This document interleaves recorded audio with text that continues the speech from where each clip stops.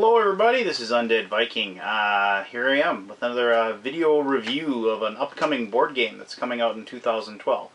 I do apologize for those of you who thought that my next video was going to be my Arkham Horror video.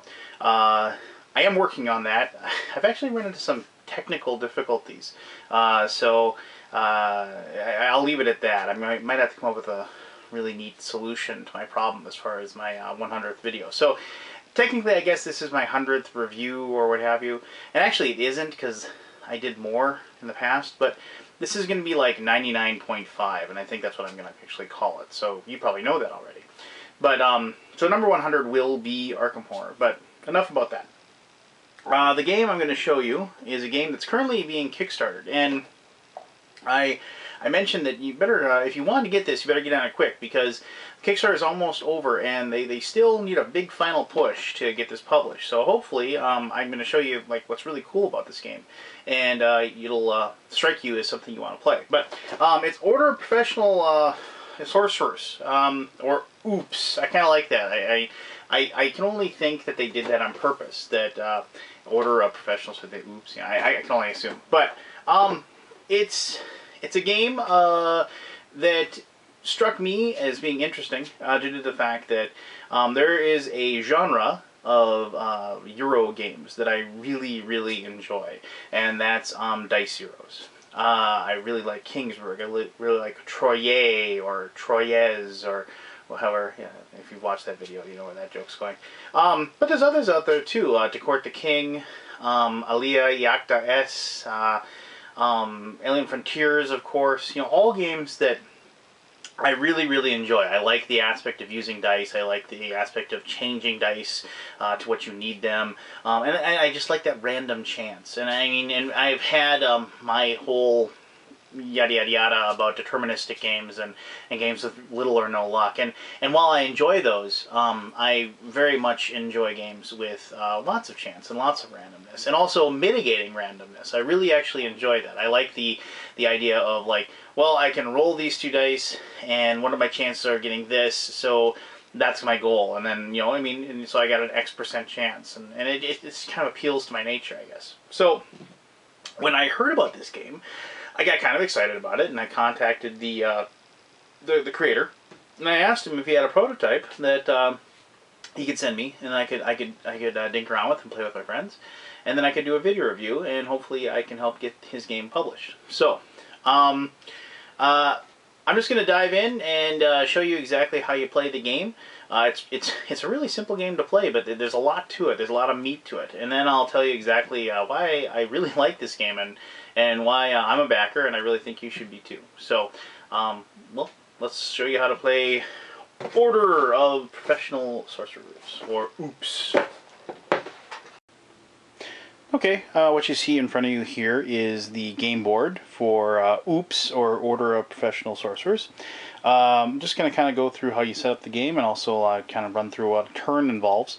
Just some quick things here before the game starts. Depending on how many players you have, you will hand out one of these to each person. These denote which color of dice they'll be using, black, blue, red, purple, and green.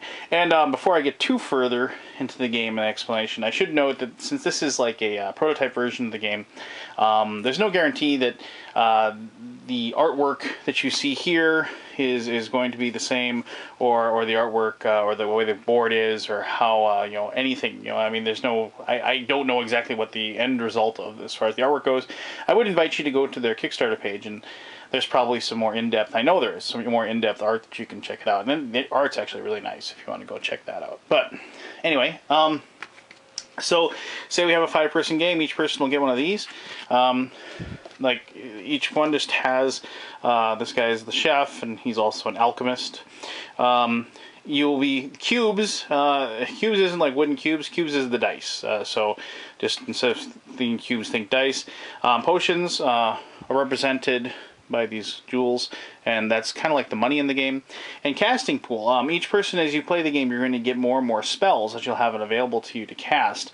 And when you use them, sometimes the spell will say to discard them, but a lot of times you won't, and so you just place the spell after you cast them. You place them underneath your character, and then after the round is done, you're able to take those spells and put them back in your deck, because you'll be able to cast them the next turn. So each person gets one of these. The game board, as you can see, it has several locations that you're going to be able to put your dice on after you roll them. And you can see there's these blank ones down here. And you see one here's the Master's Destiny. Master's Destiny is a deck of cards. You'll shuffle these up, and you'll draw one at random to place in that spot. And like this one, that any means that any die can go in those spots. I'm just drawing one, and it's, if you're able to do that, it's worth 2 victory points. So it's actually, you know, pretty nice card. You'll be able to just constantly get victory points if you use this. So you place that over there. So now you have an extra spot to place dice. You're going to have to start off with the different zones over here that you're going to have the cards for. So you have this really awesome deck of these zone cards, and it's very thick. There's many of them, and this is one of the really good points about the game. It's not a static board. So we're playing with 5 people. That means we fill up all 8 zones. So 1, 2, 3, 4, 5, 6, 7, 8, and you know, we'll place these down. I'm just going to show you, maybe, hopefully I got the cards. Normally when you place your dice on the board, you have to wait until you actually resolve all the actions in turn. But you can notice this one says immediate right away. So if you actually activate this particular card by placing dice in here, it would take 2 dice. You can see there's 2 spots there. You would immediately take effect, so you don't have to wait until the end of the turn. And let's hopefully, there's another immediate, you can see there. And I didn't get an attack on here, but let me just grab an attack card. Oh, here's one right there. Red one's attack. Obviously, you know, it's an attack, meaning that you're actually directly affecting the other player. So I'm just going to replace one of these at random with that one, just so I have one. And once again, look, since it doesn't say any up here, that means you actually have to have a 1 on one of your dice and attack, and each opponent moves his or her player marker 1 space toward your marker. So, yeah, you'll be, you know, affecting the game, and you know, and also this, you know, maybe this is, since it's a player marker, that's like the scoring track, and you can see the scoring track and the cubes for the scoring track are up there. So, with the player marker, I mean, if you are you know, ahead of, you know, and in the lead, obviously this would not be good for you, so you wouldn't want to use this. But somebody who's in last place obviously would want to use this, because everybody's going to move their cubes back 1. So anyway, so you shuffle these up and you place them down, and the really interesting thing is that where these cards actually end up can actually matter. Not only the cards that you end up placing down matter, but also where the cards end up matters as well, because of the fact that since when you process the turn, you kind of like go as you're reading a book. Sometimes the order in which they occur actually will matter a great deal. Another thing that the games are going to be different, because like next time you play the game, maybe, you know, you get these same cards, but that attack is down there. You know, so you have a situation with this attack card. It moves the, you know, hopefully if you're last place, you're moving the cubes back towards you. But you know, you might not want to do that if you can see yourself actually getting ahead of somebody, and you know, you wouldn't be as advantageous. So you can see the game actually is very it metamorphosizes, if you will. So anyway, begin the game. Each person gets a starting spell. You can see these things say starting cantrip. There's 5 of them, so obviously if you have less than 5 players, you would take that one out. But you always got to make sure that you leave. There's a one in here that I have to, there, the Primus token one, because the Primus token determines who's the first player. So you got to make sure that one's in there. But anyway, you shuffle these up, you hand one to each person, and now they have this in their hand. So we set up the board. The person that has the Primus token has to put this down immediately. Oh, that's the wrong one, sorry. That's not the Primus token one. Yes, must play immediately, there we go. So they discard that, they put it down, and they take this, which is the Primus token. Obviously, I really doubt it's going to look like this in the game. They put that in front of them, and now, after all is said and done, everybody rolls dice. You start off with 3 of the 7 dice that you have available. Don't worry, you'll get the rest of them. So, and each person rolls the dice. I'm not going to roll everybody's dice to begin with. But, so like this person gets a 3 and a 5 and a 4. And you place those, and then if red was first, red looks at the different options that are available to them. So he notices this one is really nice. It says, gain victory points equal to the result on this cube. Remove this cube from play. Well, it's nice, but obviously, removing the cube from play, you actually, lose the cube. But he got that 5, and he really wants those 5 victory points. And so he places that there, and then it goes all right around again, and he says, well, I just, want some victory points. So he goes over there, places that for that 2 victory points. And finally, with his 3 that's left, I'm just looking for a spot that would be good. He decides that he'll go here because he's betting that he's going to gain 2 potions and gain a hex. But regardless, after all the dice are located, you move the turn to one side over to because it's 5 turns. You start going through, you adjust all the points as you play, and you resolve all the attacks, you resolve any immediate effects if they happen immediately, and then you collect your dice, and you've moved your cubes to whatever point totals everybody got to, and then you go ahead and at the end of the turn, if you cast any spells, you get to pick those back up. And I should mention that you'll be able to pay after you get potions, which are the money basically, and other ways as well. You'll be able to get more and more of these spells, and there's tons of these. Another thing that's really variable, and also there are the all-powerful hexes, which are much more powerful than a spell. These, it's like you can place your cubes on top of an opponent's cubes during the resolution phase. Cubes placed on top or resolved for. So you can actually put your cubes on top of somebody. So somebody thinks they're using up that spot, and then they are able to, you play this, and all of a sudden, no, actually I can use that well. So I mean, these are just more powerful. You can just play one of these, and you just gain this many potions, and so you can add that. So these are really powerful, but they're more expensive to get as well. But regardless, after each turn, if you have your 3 cubes, actually red would have had 2, but because he used that spot to give up a die to gain the victory points. But when you go to the next turn, before the next turn starts, everybody gets one more dice, or cube as it's called. And that's where but there's also other places that you can actually gain dice as well earlier than that. If you ever are asked to gain a die and there's none available, obviously it's just finite. And that's really important too, because all of the resources, the money, these potions are finite as well. So if they are used up by the other players and they're saying, you gain 3 potions. If there's not 3 potions to get, you don't get that. There's one final wrinkle I want to tell you about that actually I really, really like. You'll notice on the scoring track there's these big, 1, 1, 2, 3, 4, 5. And there's also this champion spot over here. Once you get to this spot, say the game's been going and everybody's here, and green gets enough points to get to this one, but actually he got another point, so he'd go to here. Whatever this number is, you have to pay that in potions to actually go past that. So if you get to this point, you don't have a potion to spend, and you would have gained another victory point, you don't get to go there. Now it's important to note there, remember those cards that actually reduce your victory points and move it back up and down? If you go back below one of those numbers and you go back to it again, you still have to repay that potion cost. Something that you have to. This game kind of forces you to plan ahead and make sure that you have the resources available. So you're not wasting. Yeah, there are spots on the board where you can get just tons of victory points, but unless you plan ahead and make sure that you have the resources available to do that, it could end up just being a wasted turn. Ultimately, I should mention that on the very end here, there's a spot here and it says champion. If somebody is able to get to that spot at any point during the game and isn't stopped by their players, they are immediately declared the winner. So, I hope that explains how you play the game. It's if you've played a dice hero where you just place your die as you play, the mechanics of this game should be very, very simple.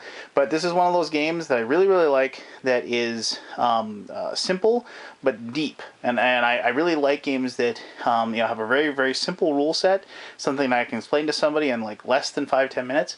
But once the game starts, they realize that the game is much more involved and much more in depth than what the rules would seem. So, all right. Well, let me tell you exactly what I think of the game, and then maybe you can decide whether or not you want to go to their Kickstarter page and then back this one. All right, let's do that. Hey, all right. So that's how you play Order of Professional Sorcerers.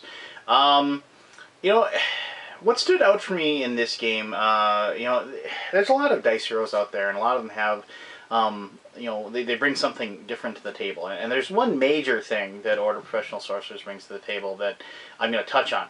But the one thing that I really liked about the game was these zone cards.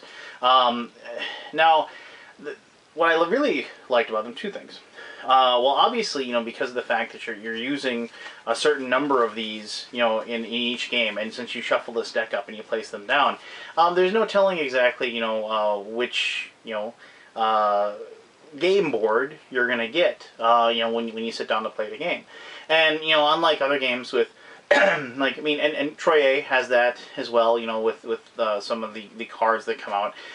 But, like, you know, games like Kingsburg or you know, Alien Frontiers, you know, it's pretty static, you know, as far as what's on the board. Now, it doesn't mean I don't like those games, but I kind of like the fact that, you know, I can't go into the game and say, well, this is going to be my strategy, because I know what that's going to be sitting there. So, and I really like the fact also, secondly, with this, is that games that use this type of mechanic are eminently expandable, you know, by the publisher. And so, you know, I might end up playing this game, you know, 15, 20 times, and I'm like, okay, I know what that card is, I know what that card is. But, you know, for them to come out with a cheap little expansion with a bunch of cards and, you know, maybe an extra board or something like that, you know, to add another player or anything like that, it's just going to make the game, you know, really expandable if they're going to keep the core rules intact. And I won't have to learn a bunch of new crazy stuff, but I mean, it's going to refresh the game and make it awesome. So, you know, I really like games that that do that.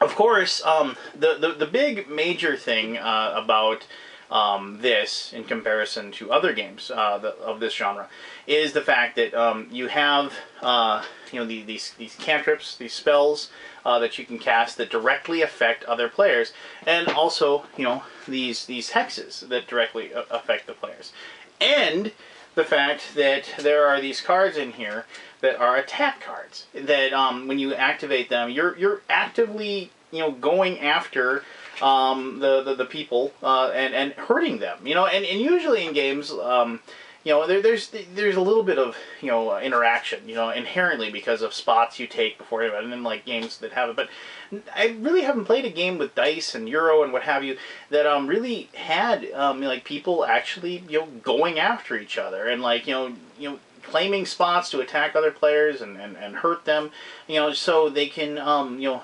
actively remove, you know, potions from those players and remove victory points from them. And it definitely makes for a really, really fun time. And the really good thing is that the game only lasts 5 turns. And now, in a game where you can actively attack and beat each other down, you can run into a problem where, like, you have issues with like the game lasting too long, you know, because it just keeps going on, and you know, after, you know, 9-10 rounds of beating each other over the heads with clubs, you know, you're just kind of, your head hurts and you're just tired of it and you want to do something else.